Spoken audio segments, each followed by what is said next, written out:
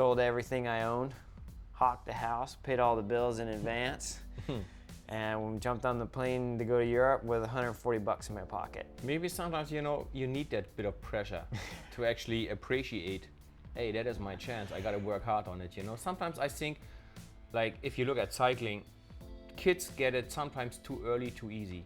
Yes. You go, oh, he's a talent, he can win, in 10 years he can win the Tour de France, Right. we pay him $1 million right now. Exactly. No, maybe it's better win the Tour first and then get $millions, you know? But At least win something first. yeah. When did we first meet, 97?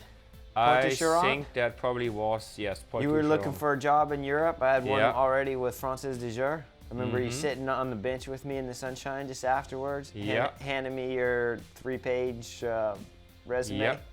I actually did not too bad in that race. I was, I think, top 10, 7 or 8 in the overall, which at the time was a really good result for me. You know, we did not do that many races of that quality. Which team was it? Australian something? Yeah, Giant ZVVZ. Giant was the Australian part, the sponsorship, and ZVVZ was the Czech half of the sponsorship. That's right, yeah. Company that produced air conditionings.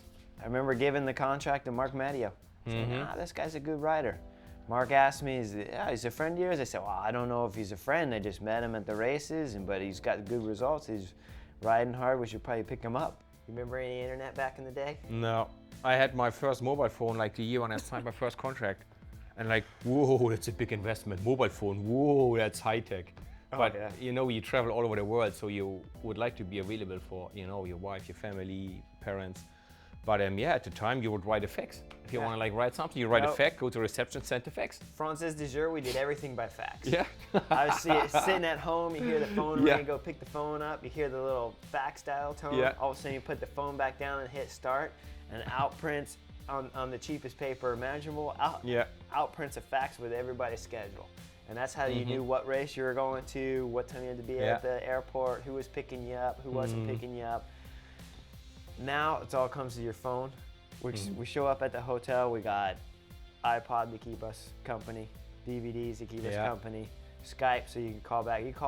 I remember literally staying at Galopin's house in 1997. I came over for 4 months. I was in France, never had a conversation. We're gonna talk more here on video than I did for 4 months of that year. There's so many new ways to just kill time that actually just a simple talk doesn't happen that often anymore. How about your first bike? Did it have brake cables coming out the top of the brakes and toe clips? Yeah. Well, when I was a kid, that was, of course, obviously completely different. But I remember I started with a, I think, 11 or 12 kilo Eddie Merckx steel frame in '98. I was in a big team that was like top of the game there.